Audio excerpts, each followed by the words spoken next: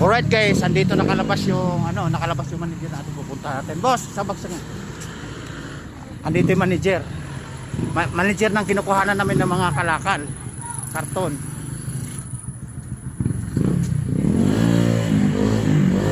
So guys, so nanigarilyo, magintabang ulo. Boss, long time no see. But now see now. Alright, I see you again. Yummy, give me one steak. Boss, give me one stick. Alright. You friend, always friend. Oh. Boss, kaway-kaway na may 4 na channel tayo. 4 channel. Pero guys, ito yung kaibigan namin na yung nagbibigay ng karton, tapos lilinisin nila yung harapan. Ito sila guys. Mabait. Marunong makisama. May-ari o boss talaga o assistant manager? Boss ano? Ay si boss. Alright boss ha, may gagawin muna kami. Alright guys, yan, nakita na namin, mabait yung may-ari dito. Alright guys, nakita mo na. Nakita niyo na yung sinasabi ko. Yung sinasabi kong pakisama lang, di ba? Makikisama lang kami. Alright. Tingnan mo, punong-puno kami punong-puno kami ng karton doon. Doon sa may speaker, ayun tingnan yung tindahan. One stop. Just one stop of cellphone accessories for one shop. Alright, yun yung manager. Tingnan mo, makintab yung ulo. Makintab yung ulo.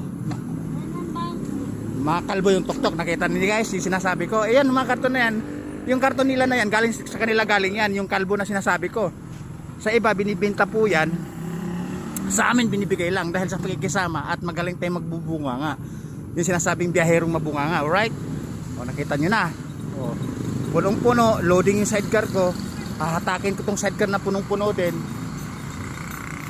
Punong-puno din. Yan loading na loading. Kita mo na. Yun yung routine namin every night. Tuwing alas 7, 7:30 o 6:30 ng gabi. Diba? Tapos babalik pa kami dahil may ibang suki kaming pupuntahan pa. Doon sa may chocolate at saka doon sa may isang tindahan din ng mga binibenta sa mga mall na nag-wholesaler din. Doon namimili. Yun sinasabi ko sa iyo, yung binibenta sa mall, dito lang din bumibili sa Tiangge. Alright, nakita nyo na. Pinapakita ko lang sa inyo kung paano yung routine namin gabi-gabi. Kung paano ginagawa namin. Yung karton na yan, uulitin ko sa inyo, binibenta po nila yan dahil yun ang negosyo nila, yun pagkikita nila. Pero sa akin, hindi na kailangan ibenta dahil magaling tayo sa bunganga, makisama at higit sa lahat at pagbiruan tayo. Nakita nyo na nagtamas pa nag-apera ko doon sa may mismong may-ari, di ba? Kita niya, makintab ang ulo, kalbo yung buhok. Kita nyo na, pero ano po yun? Inchik po yun. Hindi masyado naintindihan yung lingwahe natin. Pero mga sinyasan na gano'n, naintindihan nila. Okay? Alright? Ayan si manager. Nakita niya, ganyan lang yan. Malakas kumita yan. Yan yung manager o doon yan na walang pera.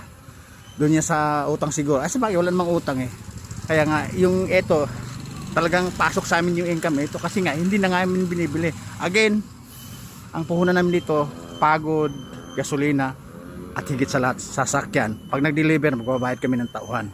Kukuha kami ng tauhan. Alright? Alright. Again, dito po sa tapat ng Sibmur yan, malaking mulo sa kabila. Alright? Diba, nakita niyo na. Nakita niyo na yung routine namin. Again, wala tayo sa bakas at saka sa check the place na sinasabi ko. Okay? Babu! Bye bye guys. See you next video. Bye bye.